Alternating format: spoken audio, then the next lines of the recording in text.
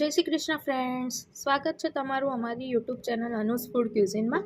આજે આપણે બનાવીશું સાબુદાણા અને બટાકાના પાપડ એકદમ નવી રીતે। તમે વિડીયોમાં જોઈ શકો છો કે સાબુદાણા એકદમ આખા રહ્યા છે અને મોતીના દાણા જેવા ચમકી રહ્યા છે અને તે ખાવામાં પણ ખૂબ જ ક્રિસ્પી હોય છે।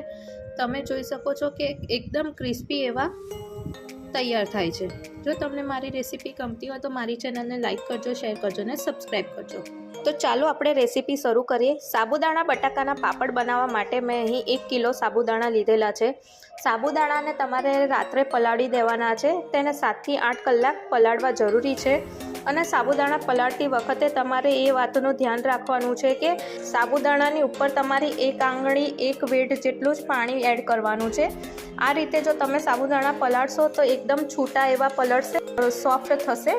બીજા દિવસે સવારે તમે જોઈ શકો છો કે આપણા સાબુદાણા સરસ એવા તોલડી ગયા છે, એકદમ સોફ્ટ છે અને એકદમ છૂટા છૂટા રહ્યા છે। તો તમારે આ પ્રોસેસથી જ સાબુદાણા પલાળવાના છે। હવે સાબુદાણાને આપણે બાફવા માટે રાખીશું। તો સાબુદાણાને બાફવા માટે મેં અહીં સાબુદાણાને એક કાપડમાં લઈ લીધેલા છે અને તેને હું વરાળની મદદથી બાફી લઈશ। ફક્ત 10 જ મિનિટમાં સાબુદાણા બફાઈને સરસ રીતે રેડી થઈ જશે। આપણા સાબુદાણા સરસ એવા બફાઈને રેડી છે અને સાબુદાણા એકદમ છૂટા છૂટા રહ્યા છે। તો તમારે આ પ્રોસેસથી સાબુદાણાને બાફવાના છે। હવે બાફેલા સાબુદાણાને એક મોટા તપેલામાં લઈ લઈએ જેથી આપણે સરળતાથી તેને હલાવી શકીએ અને મસાલો કરીએ તેમાં। અહીં મેં 3 ચમચી સિંધવ મીઠું લીધેલું છે। તમે તમારા સ્વાદ મુજબ મીઠું એડ કરી શકો છો।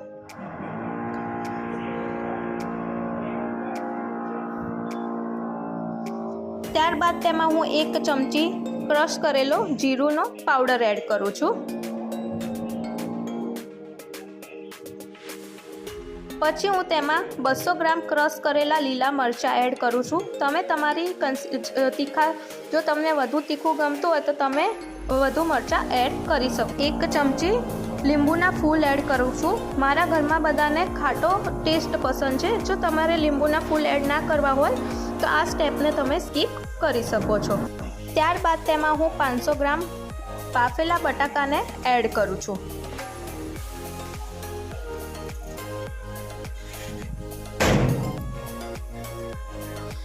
મેં 500 ગ્રામ બટાકા લીધેલા, તેને બાફીને છોલીને ક્રશ કરી લીધેલા છે। હવે આ બધા મસાલાને સાબુદાણામાં બરાબર મિક્સ કરી લઈશું। હાથથી મિક્સ કરીશું તો ઝડપથી મિક્સ થશે। તમે ચમચાની મદદથી પણ મિક્સ કરી શકો છો। આપણો બધો જ મસાલો, સાબુદાણા અને બટાકા બધું જ સરસ રીતે મિક્સ થઈ ગયું છે। તો હવે તેને 5 થી 10 મિનિટ મીડિયમ ફ્લેમ ઉપર ઉકાળવાના છે। હવે આપણા સાબુદાણા બરાબર ઉકળી ગયા છે તો આપણે તેને ચમચીની મદદથી રાઉન્ડ શેપ આપીને સાબુદાણાના પાપડ બનાવી લઈએ।